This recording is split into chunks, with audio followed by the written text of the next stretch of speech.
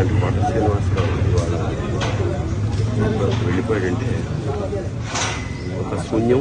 కోట శ్రీనివాసరావు గారి స్థానం మాత్రం ఇంకెవరు పూరించలేరు, అది సత్యం.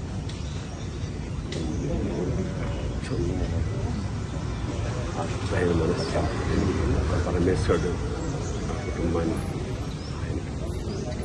మనశ్శాంతిని కలిగించాలని మనస్ఫూర్తిగా ప్రార్థిస్తాను. మాకు కూడా కొన్ని వందల వేల అనుభూతుల్ని మిగిల్చిన కోట ఇవాళ కూలిపోయి.